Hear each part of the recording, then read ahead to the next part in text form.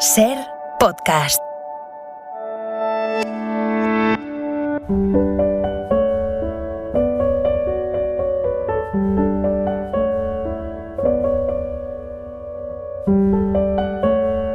Un libro, una hora. Dirigido por Antonio Martínez Asensio.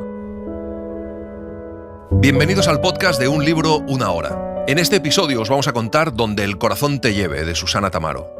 Susana Tamaro nació en Trieste en 1957. Es descendiente del gran Italo Svevo. Con su primer libro, La cabeza en las nubes, ganó el premio El Samorante y con Para una sola voz, el del Pen Club Internacional. Es la autora también de Anima Mundo, Querida Matilda, El misterio y lo desconocido, Más fuego, más viento o Escucha mi voz. Donde el corazón te lleve se publicó en 1994 y fue un éxito de ventas inmediato.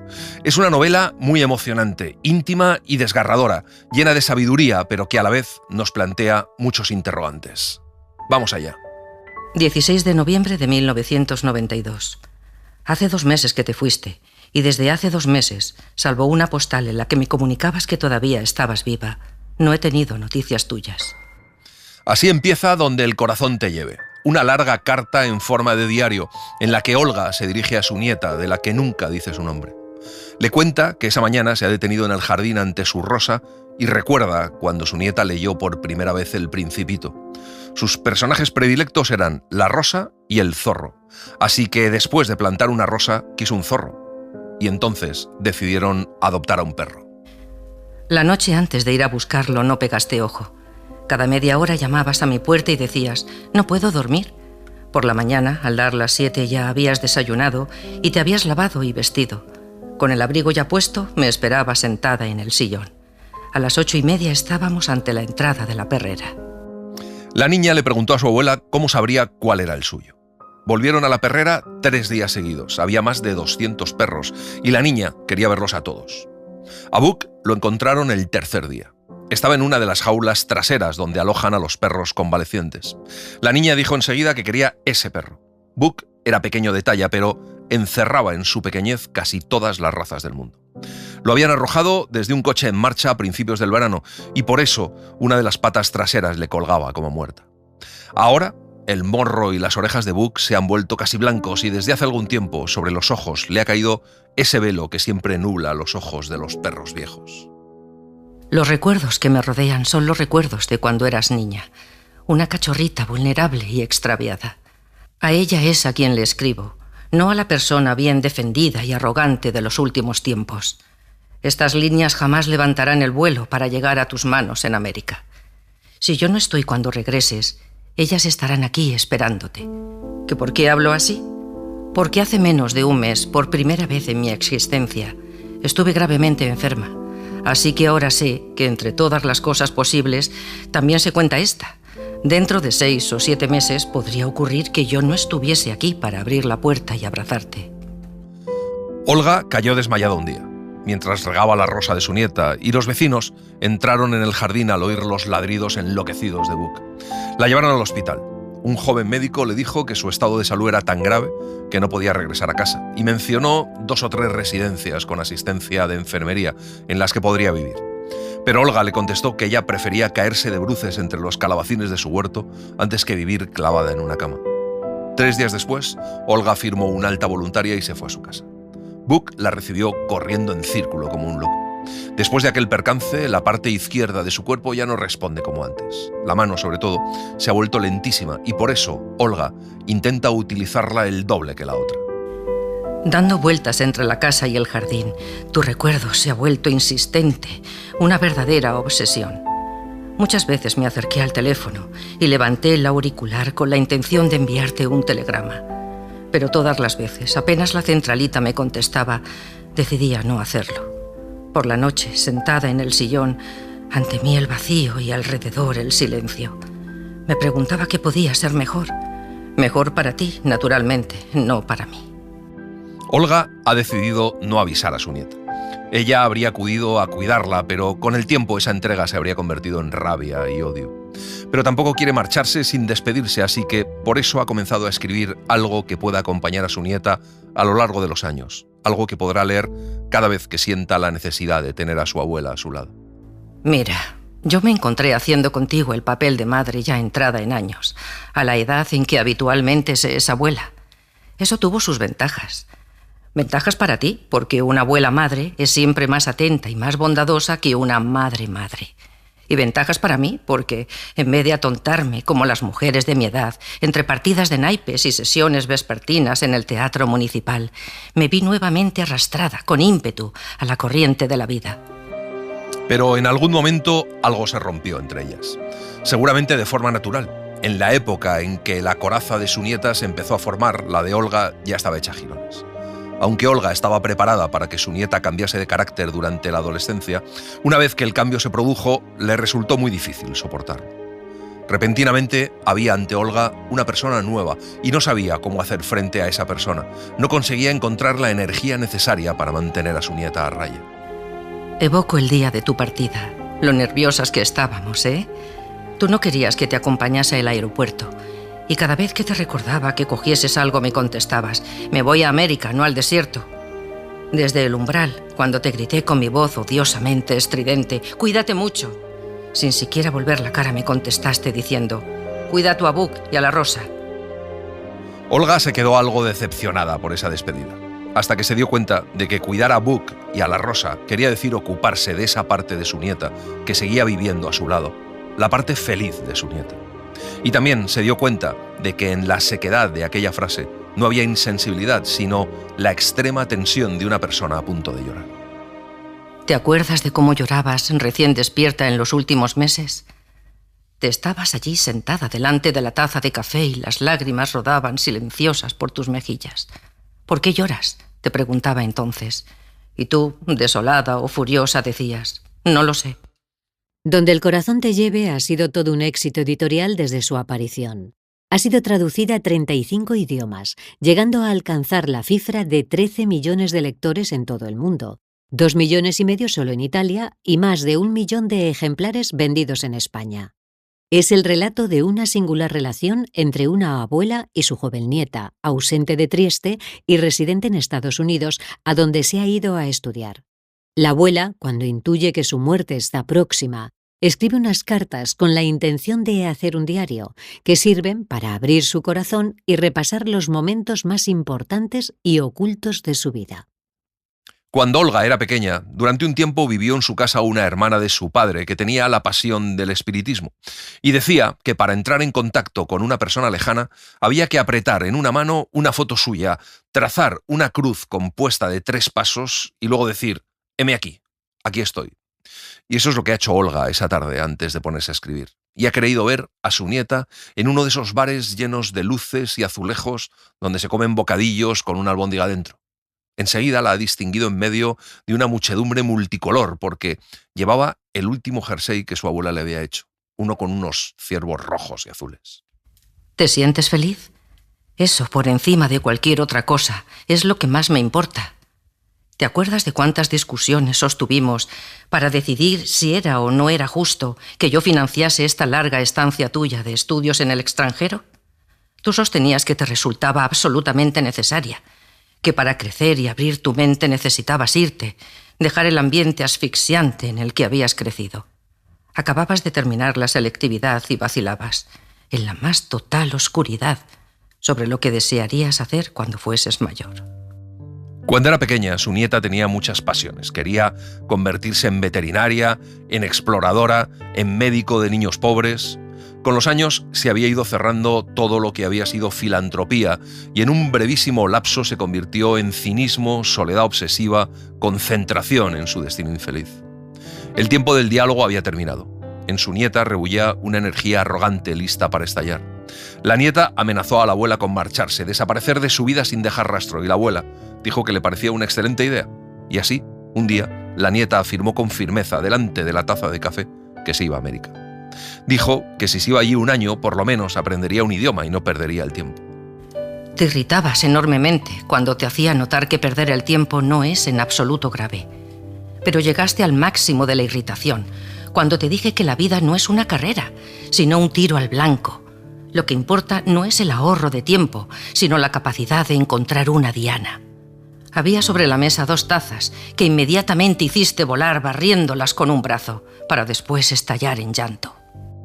Durante semanas, nieta y abuela fueron como 2 soldados que tras haber enterrado una mina en un campo procuran no pasar sobre ella.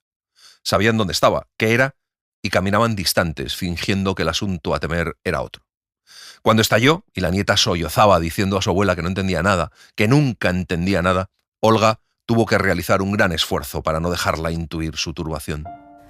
Tu madre, la manera que tuvo de concebirte, su muerte. De todo eso nunca te he hablado, y el hecho de que callara te llevó a creer que para mí el asunto no existía, que era poco importante. Pero tu madre era mi hija. Tal vez no tengas en cuenta eso.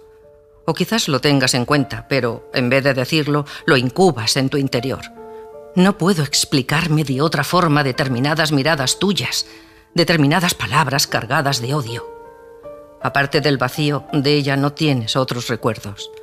Todavía eras demasiado pequeña el día que murió. Yo, en cambio, conservo en mi memoria 33 años de recuerdos. 33, más los 9 meses durante los cuales la llevé en mi vientre. En el hecho de no enfrentarse antes a la cuestión por parte de Olga, había sido únicamente por pudor y una buena dosis de egoísmo. Mientras su nieta era una niña, juntas eran felices. Era una niña llena de alegría, pero en su alegría no había nada que fuera superficial, que pudiera darse por descontado. Era una alegría sobre la que siempre estaba al acecho la sombra de la reflexión. Pasaba de la risa al silencio con una facilidad sorprendente. De repente podía preguntar cosas como si el cielo se acaba o sigue para siempre. Olga estaba orgullosa de esa manera de ser porque, además, creía que la sensibilidad de su nieta se parecía a la suya y se sentía cómplice. Pero no somos seres suspendidos dentro de pompas de jabón. Las culpas de los padres recaen sobre los hijos, las de los abuelos sobre los nietos.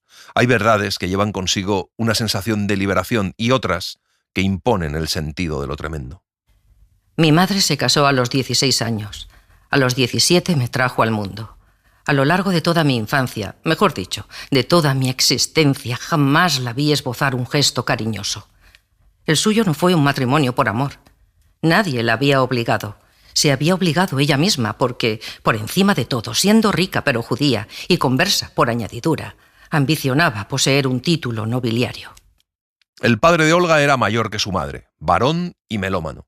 Tras haber procreado el heredero que el apellido requería, vivieron sumidos en desaires recíprocos y querellas hasta el fin de sus días. Su madre murió insatisfecha y resentida, sin que jamás la rozase siquiera la duda de que por lo menos alguna culpa le correspondía a ella. Olga era muy diferente a ella, y ya a los 7 años, una vez superada la dependencia de la primera infancia, empezó a no soportarla. Para evadirse de ese sentimiento, se refugió en su mundo. Por las noches leía libros de aventuras y fantaseaba con diplomarse en medicina e irse a África. A los 14 años leyó la biografía de Schliemann y comprendió que su única verdadera pasión era la arqueología. Entonces luchó con su padre para ir al liceo clásico, pero cuando terminó los estudios superiores y le comunicó a su padre su intención de entrar en la universidad, su padre respondió que ni hablar. El primer encuentro con la muerte lo tuve hacia los 6 años. Mi padre tenía un perro de caza que se llamaba Argo. Tenía un carácter manso y cariñoso y era mi compañero de juegos preferido. Durante tardes enteras le metía en la boca papillas que hacía con barro y hierbas, o bien lo obligaba a hacer de cliente de la peluquería, y él, sin rebelarse, daba vueltas por el jardín con las orejas cargadas de horquillas. Un día, Olga le descubrió un bulto bajo a la garganta. Ya no tenía ganas de correr y saltar como antes, y un mediodía, al volver de la escuela, Olga no lo encontró. Gritó su nombre a pleno pulmón por todo el jardín y al final le preguntó a su padre dónde estaba Argo. Su padre le contestó que Argo se había marchado. Olga preguntó por qué y su padre le dijo porque estaba harto de que lo fastidiaras. En el momento en que Olga escuchó esas palabras, algo se rompió en su interior. Empezó a no dormir y al cabo de un par de meses llamaron al pediatra.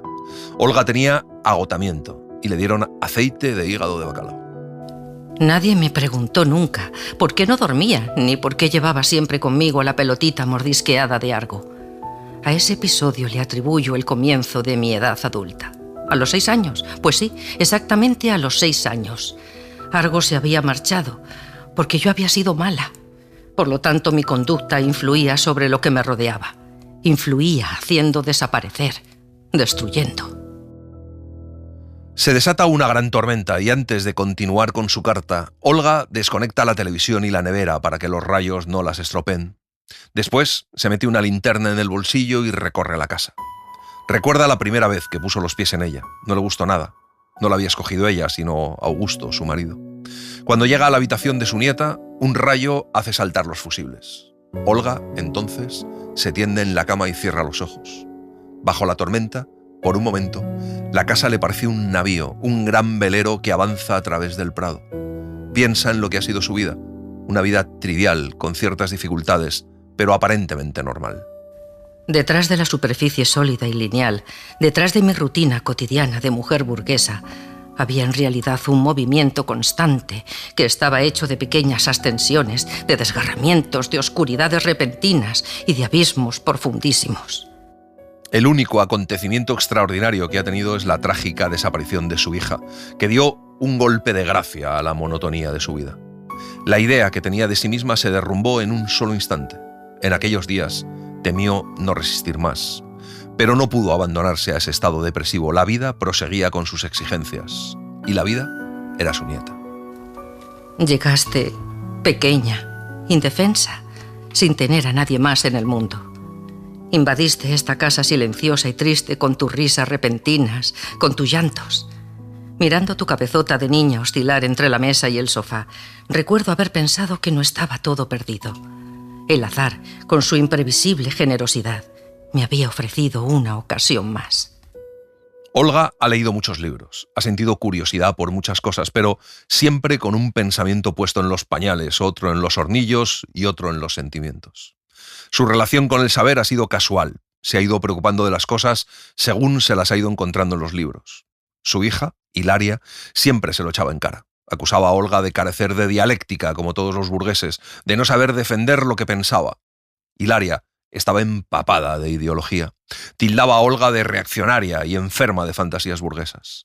La acusaba de vivir en una torre con jardín en vez de en una barraca o en un piso de extrarradio, de haber heredado una pequeña renta que les permitía a ambas vivir. Hilaria fue a la Universidad de Padua, no a la de Trieste donde vivían. Era demasiado intolerante como para vivir al lado de su madre. Olga ni siquiera sabía con quién compartía casa. Como conocía su fragilidad, estaba preocupada. Había ocurrido lo del Mayo francés. Universidades ocupadas, movimiento estudiantil. Oyendo las pocas cosas que me contaba por teléfono, me daba cuenta de que ya no lograba seguirle el paso. Estaba siempre muy enardecida por algo, y ese algo cambiaba constantemente. Obedeciendo a mi papel de madre, intentaba comprenderla, pero era muy difícil. Todo estaba agitado, todo era escurridizo. Había demasiadas ideas nuevas y demasiados conceptos absolutos. Cuando Hilaria llevaba 6 años en la universidad, Olga se preocupó por un silencio más prolongado que los anteriores y cogió el tren para ir a verla. Nunca lo había hecho antes. Cuando Hilaria abrió la puerta, se quedó aterrorizada. Fue un desencuentro total. Olga quiso hablar con Hilaria, pero su hija solo quería que ella se marchara. Decía que tenía reuniones importantes. Cuando al final Olga se marchó, se dieron un breve abrazo y cuando Hilaria estaba ya subida en su bicicleta, señaló el collar de perlas que llevaba Olga y le dijo que eran su salvoconducto, que nunca se atrevía a dar un paso sin sus perlas. Olga piensa ahora que debería haber sido más firme entonces y no haberse marchado. Tendría que haber buscado la grieta y haber ayudado a su hija, pero no lo hizo, por cobardía, por pereza y por falso sentido del pudor. Después de su trágica desaparición, durante años no pensé en ella. A veces me daba cuenta de que la había olvidado y me acusaba de crueldad. Tenía que cuidar de ti, es cierto, pero no creo que esa fuese la verdadera razón. O tal vez lo era solo parcialmente. La sensación de derrota era demasiado grande como para poder admitirla. Solo durante los últimos años, cuando empezaste a alejarte, a buscar tu propio rumbo, el recuerdo de tu madre volvió a mi mente y empezó a obsesionarme. El remordimiento más grande que tiene Olga es el de no haber tenido nunca la valentía de plantar cara a Hilaria. El de no haberle dicho nunca que estaba equivocada, que estaba haciendo una tontería. Pero es que la primera cualidad del amor es la fuerza, y para ser fuertes hay que amarse a uno mismo. Para amarse a uno mismo hay que conocerse a fondo, saberlo todo acerca de uno, incluso las cosas más ocultas, las que resulta más difícil aceptar. Y a veces no se puede llevar a cabo ese proceso porque la vida te arrastra hacia adelante con su estrépito y te lleva de aquí para allá sin que puedas hacer nada por evitarlo. Olga tiene la sensación de que gran parte de su vida ha sido así. Y ahora está contándole a su nieta muchas cosas, a veces sin orden, casi divagando, a veces como si se hubiera perdido. Pero es que a veces, para llegar al centro, no hay que tomar el camino principal. ¿Te acuerdas de cuando te enseñaba a preparar crepes? Cuando les haces dar la vuelta en el aire, te decía, tienes que pensar en cualquier cosa, menos en el hecho de que han de volver a caer en la sartén. Si te concentras en su vuelo, puedes estar segura de que caerán apelotonadas o de que se chafarán directamente sobre los fogones. Es cómico, pero justamente la distracción es lo que nos permite llegar al centro de las cosas, a su corazón. Como señala Adolfo Torrecilla, en Donde el corazón te lleve, la abuela utiliza las cartas para poder avanzar a partir de ahora sin mentiras en la vida, tomando como único termómetro para juzgar sus momentos confusos la voz de la conciencia y los susurros del corazón. Y lo que en principio parecían unas simples cartas de despedida, acaban siendo el diario de una confesión. En la novela encontramos sensibilidad y honestidad, pero también angustia, nostalgia, amor y culpa. Olga recuerda que poco antes de marcharse, su nieta le dejó bajo la almohada una carta en la que trataba de explicarle su incomodidad, su desazón. Pero Olga no entendió nada de esa carta. Antes de tomar la decisión de marcharse, su nieta le había planteado que o se iba al extranjero un año o empezaba a ir a un psicoanalista. Y Olga está absolutamente en contra de que vaya a terapia porque tuvo muy mala experiencia con Hilaria, que estuvo años yendo a un psicoanalista que, cree Olga, que la machacó y la sumió en una profunda dependencia.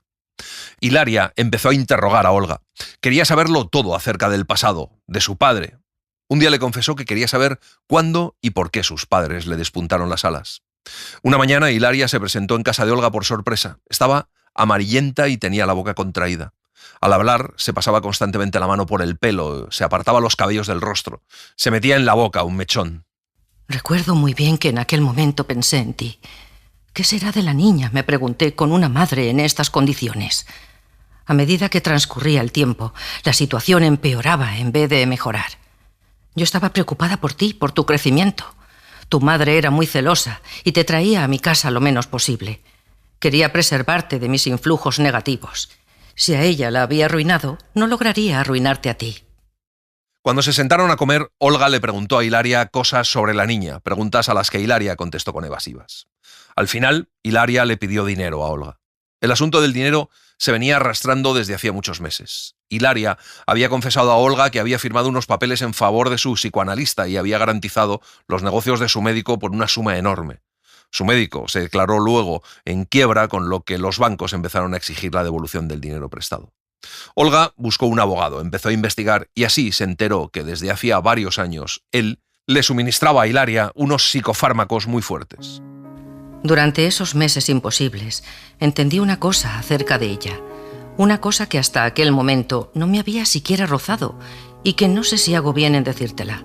De todas maneras, ya que he decidido no ocultarte nada, desembucho. Pues mira, de repente entendí lo siguiente: que tu madre no era inteligente en lo más mínimo. Me costó mucho trabajo entenderlo, aceptarlo. En parte porque con los hijos siempre nos engañamos y en parte porque con su falso saber, con toda su dialéctica, había conseguido enturbiar las aguas muy bien. Si hubiera tenido la valentía de darme cuenta a tiempo, la habría protegido más, la habría amado de una manera más firme. Protegiéndola, tal vez hubiera logrado salvarla. Vista la situación en su conjunto, lo único que se podía hacer era declararla incapacitada, intentar una demanda por abuso de su gestión y dominio. El día que Olga se lo comunicó, Hilaria estalló en una crisis de histeria. Tras aquella crisis, Hilaria ordenó a Olga despachar al abogado y dejar de lado el asunto. Así que cuando Hilaria, poco tiempo después, fue a casa de Olga a pedirle dinero, simplemente su madre dijo no, rotundamente no. Hilaria se puso a lloriquear. Empezaba una frase, la interrumpía a la mitad para empezar otra. Después llegó al punto central de sus obsesiones, el padre y sus presuntas culpas. La primera entre todas, la escasa atención hacia ella. Entonces, Olga estalló. El secreto que me había jurado a mí misma llevarme a la tumba subió hasta mis labios. Apenas salió ya estaba arrepentida. Quería volver a tragármelo. Hubiera hecho cualquier cosa por no haber dicho esas palabras. Pero era demasiado tarde. Ese tu padre no era tu verdadero padre ya había llegado a sus oídos. Su rostro se volvió aún más pétreo. Lentamente se puso en pie, mirándome fijamente. ¿Qué has dicho? Su voz apenas si se escuchaba. Yo, extrañamente, estaba de nuevo calmada. «Has oído bien», contesté. «He dicho que mi marido no era tu padre». Hilaria se fue, sencillamente. Olga le pidió que se quedara y que hablaran, pero ella se dirigió hacia la cancela del jardín con un andar que parecía más el de un robot que el de un ser humano. Ahora Olga se arrepiente de no haber corrido tras ella, de no haber hecho nada para detenerla. Pero es que ella también se había quedado petrificada ante sus propias palabras. Esa misma tarde, a las 6, mientras todavía aturdida estaba regando las hortensias, una patrulla de guardias de tráfico vino a comunicarme el accidente. Hilaria no murió inmediatamente. Pasó 10 días suspendida entre la vida y la muerte. Durante esos días, Olga estuvo siempre a su lado. Confiaba en que abriese los ojos, por lo menos un instante, que le diera una última posibilidad de pedirle perdón. Consiguió su canción preferida de cuando era niña. Mediante un pequeño magnetofón portátil se la hacía escuchar durante horas y la expresión del rostro de Hilaria cambió en una especie de sonrisa de satisfacción. Los médicos le dijeron que, en caso de sobrevivir, sus funciones no volverían a ser las de antes. Podía quedar paralizada o solo parcialmente consciente. Y, ¿sabes una cosa? En mi egoísmo materno lo único que me preocupaba era que siguiese viviendo. De qué manera no tenía la menor importancia. Es más, llevarla en coche, lavarla, meterle la comida en la boca, ocuparme de ella como única finalidad de mi vida, habría sido la mejor manera de expiar enteramente mi culpa. Al caer la tarde del 9º día, de su rostro desapareció aquella hermosa sonrisa y murió. Olga le acarició el rostro, le estrechó las manos como cuando era una niña. Después, sin soltar su mano, se arrodilló junto a la cama y empezó a rezar. Rezando, empezó a llorar. Después cogí un taxi y fui a la casa de la amiga que te hospedaba para recogerte. Esa misma noche estabas ya en mi casa. «¿Dónde está mamá?», preguntaste durante la cena. «Mamá se ha ido de viaje», te contesté entonces. «Ha emprendido un largo viaje hasta el cielo». Con tu cabezota rubia seguiste comiendo en silencio. Apenas terminaste, con voz seria me preguntaste: «Abuela, ¿podemos saludarla?». «Claro que sí, mi amor», te contesté, y cogiéndote en brazos te llevé al jardín. Nos quedamos largo tiempo en el prado, mientras tú con tu manita saludabas a las estrellas. Tan natural le resultó a Olga decir a su nieta a dónde había ido su madre, como difícil le resultó hablarle de su padre, porque no tenía la menor idea de quién era. Un verano, Hilaria se había ido de vacaciones a Turquía, sola, y había vuelto embarazada. Tenía ya más de 30 años. Hilaria estaba convencida de que en el desarrollo de una vida el peso de la genética era casi nulo. Para ella lo importante era la educación, el ambiente, la manera de crecer. Olga no compartía esa idea. Había comprado un libro de cuentos orientales y le leía a su nieta uno cada noche. Había inventado uno en el que la madre era una princesa y el padre un príncipe de la media luna. Pero no se puede huir de las falsedades, de las mentiras, porque cuando menos te lo esperas, vuelven a aflorar y entonces ya no son dóciles como en el momento en que las dijiste y se han convertido en monstruos horribles, en ogros que todo lo devoran. Un día, cuando tenías 10 años, volviste de la escuela llorando. «¡Embustera!», me dijiste, e inmediatamente te encerraste en tu habitación. Habías descubierto la mentira de aquel cuento. «Embustera» podría ser el título de mi autobiografía. Desde que nací solo he dicho una mentira. Con ella he destruido 3 vidas.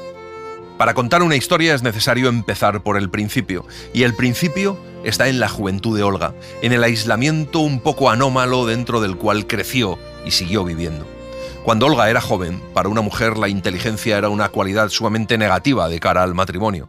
Para las costumbres de aquella época, una esposa no debía ser más que una productora estática y adorante. Una mujer que hiciese preguntas, una mujer curiosa, inquieta, era lo último que se podía desear. Por eso, la soledad de su juventud fue verdaderamente grande.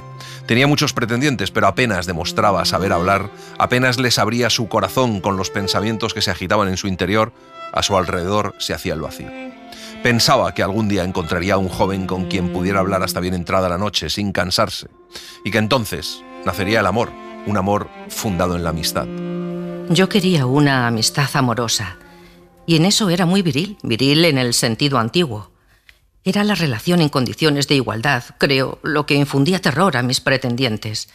Así, lentamente, había terminado por verme relegada al papel que habitualmente corresponde a las feas.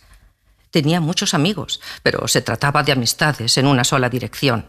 Acudían a mí solamente para confesarme sus penas de amor. Olga no sentía el deseo ardiente de formar una familia. La idea de traer un hijo al mundo, de hecho, le provocaba cierta desconfianza. Había sufrido demasiado de niña y tenía miedo de hacer sufrir de la misma manera a una criatura inocente. Su vida, comparada con la de otras mujeres, era libre y tenía mucho miedo de perder esa libertad. Pero la soledad, que al principio le había parecido un privilegio, empezó a pesarle. Sentía marchitarse su cuerpo de mujer sin haber vivido y eso le inundaba de una gran tristeza. El día que Augusto vino por primera vez a nuestra casa había nevado. Lo recuerdo porque en esta comarca rara vez nieva y porque precisamente a causa de la nieve ese día nuestro invitado a comer llegó con retraso. Como mi padre, Augusto se dedicaba a la importación de café. Había venido a Trieste para interesarse por la compra de nuestra empresa. A primera vista, Augusto le pareció a Olga muy antipático y de hecho lo trató sin muchos miramientos. Pero 2 días después, al volver de dar una clase, Olga encontró en la entrada de casa un paquete. Era el primer paquete que recibía en su vida. Eran dulces y se los enviaba a Augusto. Por la noche, con esos dulces sobre la mesita de noche, Olga no lograba conciliar el sueño. Augusto volvió a Trieste 3 semanas después y antes de despedirse le pidió permiso al padre de Olga para llevar a su hija a dar un paseo por la ciudad en su coche y el padre, sin consultar a Olga por supuesto, se lo concedió. Estuvieron toda la tarde dando vueltas por las calles de la ciudad. Él hablaba poco, escuchaba, un auténtico milagro. Comenzó enviándole rosas rojas, iba a visitarla todos los sábados. Después de un mes, la vida de Olga orbitaba alrededor de la espera del fin de semana. Nos casamos en una sobria ceremonia, el día 1 de junio de 1940. 10 días después, Italia entró en guerra. Por razones de seguridad, mi madre se refugió en una aldea de montaña, en el Véneto, en tanto que yo me instalé en L'Áquila con mi marido. Tras la luna de miel, Augusto reemprendió su trabajo y Olga empezó su propia vida, sola, en una gran casa, acompañada por una vieja criada. Después de 6 meses de vida de ama de casa y de soledad, Olga se sintió completamente apagada. Había conocido a las esposas de los colegas de Augusto y se veía con ellas en un café del centro, pero aunque hablaban el mismo idioma, no tenían nada que ver. Al regresar a su ambiente, Augusto empezó a comportarse como un hombre de su tierra. Por encima de todo, lo que quería Augusto era encontrar en casa a alguien a la hora de comer, alguien a quien exhibir con orgullo en la catedral los domingos. Parecía no interesarle gran cosa a la persona que había detrás de esa imagen reconfortante. Después de un año empezaron a dormir en cuartos separados. Olga empezó a tener la sensación de que se iba a volver loca. A Augusto trataba de ocultarle ese estado. Por la mañana, con una sonrisa en los labios, le comunicaba qué pensaba preparar para el almuerzo. Seguía sonriendo hasta que él salía de casa. Con la misma sonrisa estereotipada, lo recibía a su regreso. ¿Sabes cuál es un error en el que siempre incurrimos? El de creer que la vida es inmutable, que una vez metidos en unos raíles hemos de recorrerlos hasta el final. En cambio, el destino tiene mucha más fantasía que nosotros. Justamente cuando crees encontrarte en una situación que no tiene escapatoria, cuando llegas al ápice de la desesperación, con la velocidad de una ráfaga de viento, cambia todo, queda patas arriba y de un momento a otro te encuentras viviendo una nueva vida.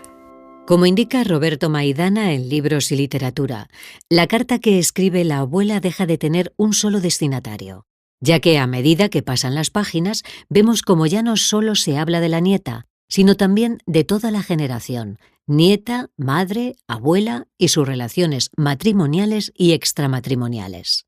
En una especie de autoanálisis psicológico, la abuela irá comprendiendo el porqué de los porqué, las razones por las que los errores se repiten a lo largo del árbol genealógico, para darse cuenta de que de alguna manera lo que intenta es hablar aquello que nunca se dijo en su momento, para intentar así que en el futuro los resultados no sean los mismos. 2 meses después terminó la guerra. Olga viajó inmediatamente a Trieste. Había tal cantidad de asuntos prácticos de que ocuparse que después de una semana ya casi se había olvidado de los años que había pasado en L'Áquila. También Augusto llegó un mes después. Tenía que volver a coger las riendas de la empresa que le había comprado a su suegro y compró la casa en la que ahora vive Olga.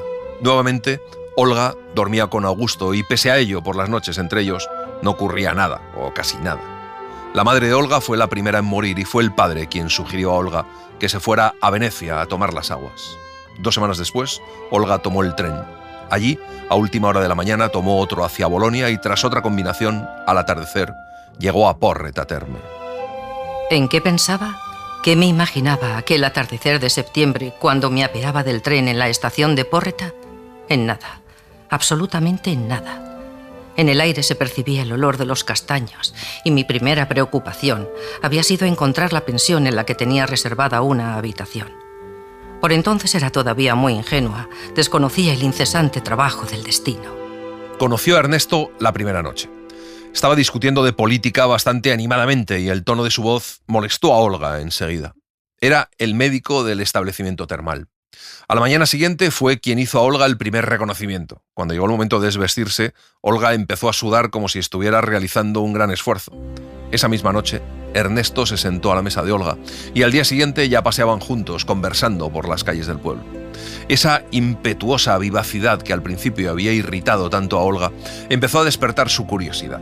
En todo lo que decía había pasión, arrebato. Era imposible estar a su lado y no sentirse contagiada por el calor que emanaba cada frase suya, por el calor de su cuerpo. Estando junto a Ernesto durante esos días, por primera vez en mi vida, tuve la sensación de que mi cuerpo no tenía límites. Sentía a mi alrededor una especie de halo impalpable. Era como si los contornos fuesen más amplios y esa amplitud vibrase en el aire con cada movimiento. El primer domingo, en vez de ir a misa, se fueron a dar un hermoso paseo por los bosques. Cuando Ernesto cogió la mano de Olga, a ella le pareció la cosa más natural del mundo. De pronto, en medio de un claro, dieron con un enorme castaño. Olga primero lo acarició con la mano, después apoyó una mejilla sobre su corteza. Enseguida, Ernesto apoyó su cabeza junto a la de Olga. Al día siguiente, Olga no quiso verlo. La amistad se estaba transformando en otra cosa y necesitaba reflexionar. Era una mujer casada y él también estaba casado y encima tenía un hijo. No sabía cómo comportarse. A veces pensaba que era una gran tontería, la más grande de su vida, que tenía que olvidarlo todo. El 10º día envió a Augusto una postal diciéndole que la cocina era mediocre y despidiéndose con un abrazo afectuoso. La noche anterior la había pasado con Ernesto. Durante esa noche, repentinamente me había dado cuenta de una cosa. Y era que entre nuestra alma y nuestro cuerpo hay muchas pequeñas ventanas y a través de estas, si están abiertas, pasan las emociones. Si están entornadas, se cuelan apenas. Tan solo el amor puede abrirlas de par en par a todas y de golpe como una ráfaga de viento. Durante la última semana en Porreta estuvieron siempre juntos. Se robaban las palabras de la boca, pensaban las mismas cosas, las decían de la misma manera. Parecía que se conocían desde siempre. Las últimas noches no dormían más de 1 hora, solo se adormecían el tiempo mínimo necesario para recobrar fuerzas. A Ernesto lo apasionaba mucho el tema de la predestinación. En la vida de cada hombre, solo existe una mujer con la cual puede conseguir una unión perfecta, y en la vida de cada mujer solo hay un hombre con el que ella puede ser completa. ¿Cuántos encuentros de esos habrá? ¿1 de cada 10.000? ¿1 de cada 1.000.000? ¿De cada 10 millones? Qué afortunados hemos sido, ¿no? A saber qué hay detrás de todo esto. Augusto encontró que Olga había mejorado extraordinariamente. Si hubiera estado por lo menos un poco más metido en las cosas del mundo, si hubiera sido algo más malicioso, no habría tardado en percatarse de lo que había ocurrido. Olga prácticamente no hacía otra cosa que pensar en Ernesto. Empezaron a escribirse, pero tener un amante y conseguir verse con él no era cosa sencilla en aquellos tiempos. Ernesto, al ser médico, podía inventarse un congreso, unas oposiciones, algún caso de urgencia, pero para Olga era casi imposible. Al final se inscribió en una asociación de aficionados al latín que se reunían una vez por semana y frecuentemente llevaban a cabo excursiones de carácter cultural. Y a finales de verano, con la misma maleta y el mismo vestido del año anterior, Olga tomó de nuevo el tren hacia Porreta. Me quedé 3 semanas. Y en esas 3 semanas viví más y más profundamente que en todo el resto de mi existencia. Cuando me marché de Porreta sabía que estaba embarazada. Creo que también Ernesto lo sabía. Los últimos días estuvo muy turbado, confundido, frecuentemente callado. Yo no, en lo más mínimo. Cuando Olga se apeó en la estación de Trieste, Hizo lo único que podía hacer. Bajó del tren como una tierna y enamoradísima esposa. A Augusto inmediatamente le llamó la atención su cambio y en vez de preguntarse qué pasaba, se dejó implicar. Un mes más tarde, era más que plausible que aquel hijo fuera suyo. El día que Olga le comunicó los resultados de los análisis, dejó su despacho a media mañana y pasó el día entero con ella proyectando cambios en la casa por la llegada del niño. Y claro, escribió también a Ernesto. Su respuesta llegó en menos de 10 días. No sé si esto es lo mejor que se puede hacer, pero si lo has decidido así, respeto tu decisión. Cuando la niña vino al mundo, para Olga lo más importante era que Hilaria era hija del amor y no de la casualidad, de los convencionalismos o del aburrimiento. Durante los primeros años todo siguió su curso de una manera natural, sin sobresaltos. Desde el primer verano, Olga había tomado la costumbre de pasar los meses más calurosos con la niña en las playas del Adriático. Habían alquilado una casa y Augusto, cada 2 o 3 semanas, iba a pasar con ellas el sábado y el domingo. En aquella playa, Ernesto vio por primera vez a su hija. Simulaba ser un perfecto extraño durante el paseo o alquilaba una sombrilla a pocos pasos de distancia y desde allí, cuando no estaba Augusto, disimulando su atención detrás de un libro o de un periódico, las observaba durante horas. No volvieron a verse más. Poco antes de despedirse, Ernesto y Olga habían establecido un pacto. Todas las noches, a las 11 en punto, en cualquier sitio que me encuentre y cualquiera que sea mi situación, saldré al aire libre y buscaré a Sirio. Tú harás lo mismo, y así nuestros pensamientos, aunque estemos muy alejados, aunque no nos hayamos visto desde tiempo atrás y lo ignoremos todo el uno del otro, allá arriba volverán a encontrarse y estarán unidos. La noche en que Ernesto murió, Olga se despertó con un fuerte ruido. En la habitación no había nadie, todo estaba en su sitio. Solo a la mañana siguiente, Olga se dio cuenta al abrir la puerta del armario de que en el interior se habían derrumbado todos los estantes. Medias, ropa interior y bufandas, todo estaba amontonado. Pero esa mañana, Olga no lo sabía. Acababa de recibir una carta de Ernesto y no podía imaginar ni siquiera remotamente lo que había ocurrido.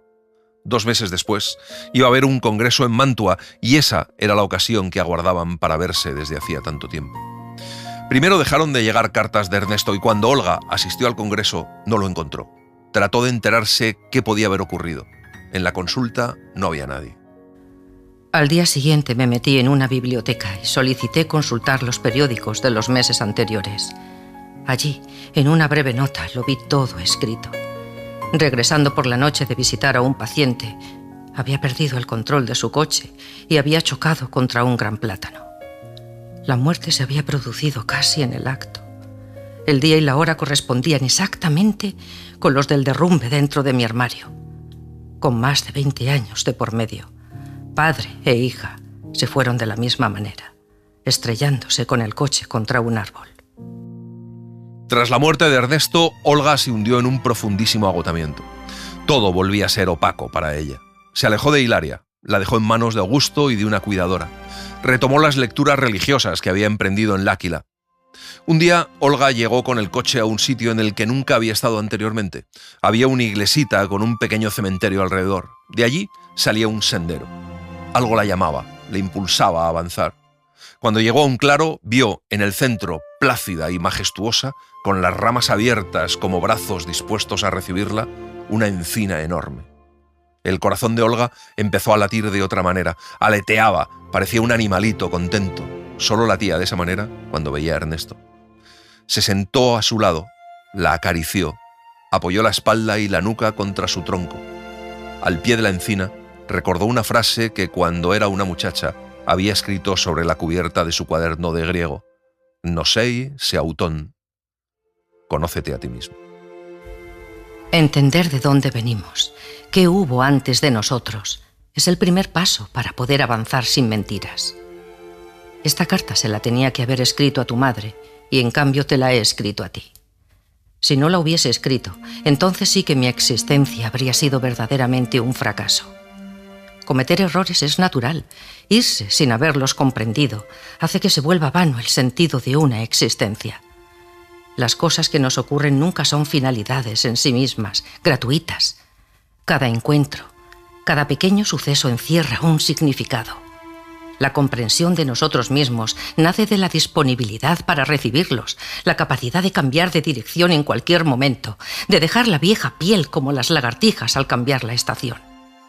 Gracias a esa frase y a esa encina, Olga pudo poner un punto antes de volver a avanzar. Comprender a dónde quería llegar ha sido un largo proceso, lleno de obstáculos, pero apasionante. El único maestro que existe, el único verdadero y creíble, es la propia conciencia. Para dar con ella hay que mantenerse en silencio y estar sobre la tierra desnudo y sin nada alrededor, como si ya estuviésemos muertos. Intentó explicárselo a Hilaria cuando la niña creció y explicarle también por qué se alejó de ella, pero Hilaria no quería saber nada. Odiaba la serenidad que Olga estaba logrando y hacía todo lo posible por resquebrajarla, por arrastrar a Olga al interior de sus pequeños infiernos cotidianos. Hilaria había decidido que la infelicidad era su estado. Se había atrincherado en sí misma. Cuando Augusto murió, ella no quiso ni siquiera asistir al funeral. Cuando él desapareció, ella tenía 16 años y no lo llamaba papá desde que tenía 14. El día anterior lo habían ingresado por un ataque al corazón. La enfermera acababa de traer la cena cuando él, como si hubiera visto algo, se levantó repentinamente y dio 3 pasos hacia la ventana. «Las manos de Hilaria», dijo con una mirada opaca. «Ningún otro miembro de la familia las tiene así». Después volvió a la cama y se murió. Yo miré hacia afuera por la ventana. Caía una fina lluvia. Le acaricié la cabeza. Durante 17 años, sin dejar transparentar nada, había conservado aquel secreto dentro de sí. El hecho de que Augusto supiera lo de Hilaria y jamás le hubiera dicho nada hundió a Olga en un desaliento gravísimo. Los muertos pesan, no tanto por su ausencia como por lo que entre nosotros y ellos no ha sido dicho. La mañana del 20 de diciembre, precedida por Buck, Olga sube al desván en busca del Belén. Para encontrarlo ha tenido que abrir varias cajas y los 2 baúles más grandes, y se ha encontrado los juguetes de cuando Hilaria era niña, su muñeca predilecta y algunas cosas pocas de la propia infancia de Olga. Al final, solo ha bajado el Belén y un viejo molde para tartas que pertenecía a su abuela, el único objeto que ha quedado de toda la historia femenina de la familia. Al verlo en el fondo del baúl, Olga ha recordado la última vez que su nieta y ella estuvieron juntas, hace un año, tal vez un poco más. A la hora de la siesta habías entrado en mi dormitorio sin llamar a la puerta. Yo estaba descansando tendida en la cama, con las manos cruzadas sobre el pecho, y tú al verme habías estallado en llanto sin contenerte lo más mínimo. Tus sollozos me habían despertado. «¿Qué hay?», te pregunté al tiempo que me sentaba. «¿Qué ha pasado?». «Pasa que pronto te vas a morir», me contestaste, llorando con más intensidad aún. «Ay, Dios, esperemos que no sea tan pronto», repuse riendo, para después añadir. «¿Sabes qué? Te voy a enseñar a hacer algo que yo sepa hacer y tú no. Así, cuando yo ya no esté, lo harás y te acordarás de mí». Me levanté y me echaste los brazos al cuello. Enjugándose las lágrimas, la nieta meditó un rato y después dijo: «Una tarta». Tardaron una tarde entera y dejaron la cocina en un estado que daba lástima. Repentinamente había brotado entre ellas una gran liviandad, una alegría fundada en la complicidad. Al lamer la espátula con que había diluido el chocolate, Olga se manchó de marrón la nariz y su nieta se echó a reír. Solo cuando la tarta entró dentro del horno por fin, la nieta de Olga recordó por qué la habían hecho y volvió a llorar. «No llores. Es cierto que me marcharé antes que tú, pero cuando ya no esté, todavía estaré. Viviré en tu memoria con bellos recuerdos. Verás los árboles, la huerta, el jardín, y acudirán a tu mente todos los momentos felices que hemos pasado juntas. Lo mismo te ocurrirá al sentarte en mi butaca. Al preparar la tarta que hoy te he enseñado a hacer, me verás ante ti con la nariz color marrón». El 22 de diciembre, después de desayunar, Olga va al cuarto de estar y empieza a preparar el nacimiento en el sitio de siempre, cerca de la chimenea. Cuando era pequeña, con el furor de la coherencia que caracteriza a los niños, la nieta de Olga no soportaba que la estrella y los 3 reyes estuviesen desde el primer momento cerca del Belén. Tenían que estar alejados y acercarse lentamente. La estrella un poco antes y los 3 reyes inmediatamente detrás. De la misma manera, no soportaba que el niño Jesús estuviese en el pesebre antes de tiempo. Mientras Olga acomoda las ovejas sobre su alfombrilla verde, Recuerda otra cosa que le gustaba hacer a su nieta con el nacimiento, un juego que se había inventado y que nunca se cansaba de repetir y que consistía en esconder ovejitas. La nieta las ocultaba en los sitios más inverosímiles y luego empezaba a balar con acento de desesperación. Entonces empezaba la búsqueda. Olga dejaba lo que estuviera haciendo y con su nieta pisándole los talones entre risas y balidos, daba vueltas por la casa preguntándose dónde estaba la ovejita extraviada. Y ahora, ovejita, ¿dónde estás?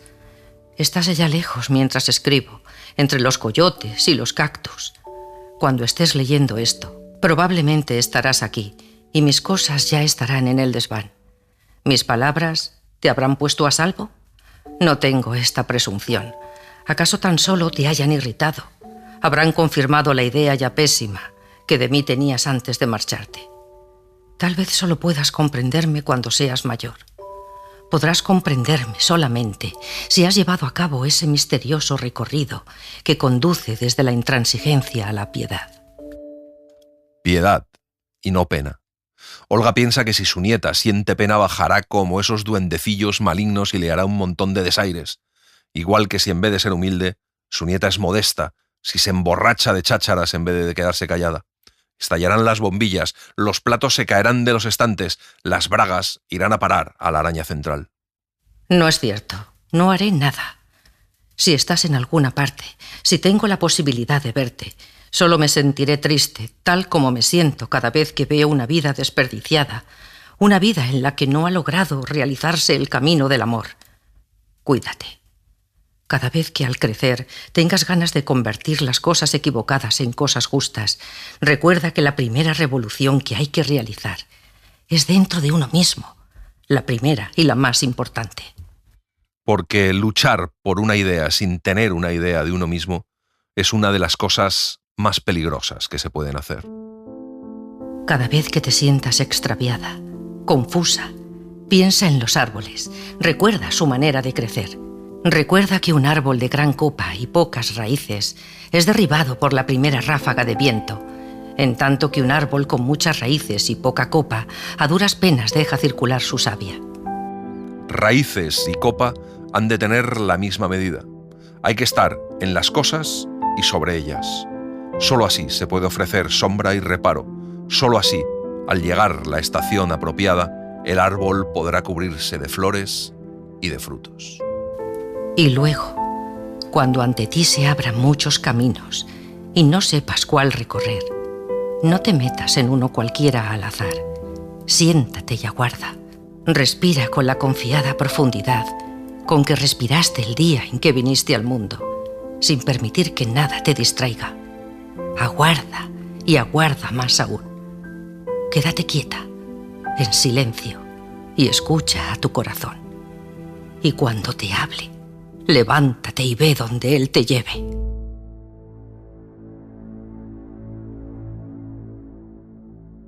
Y así les hemos contado Donde el corazón te lleve, de Susana Tamaro. Hemos seguido la edición de Seix Barral, con traducción de Atilio Pentimali Melacrino. Gracias por estar ahí y gracias por leer. Un libro, una hora, en la cadena SER.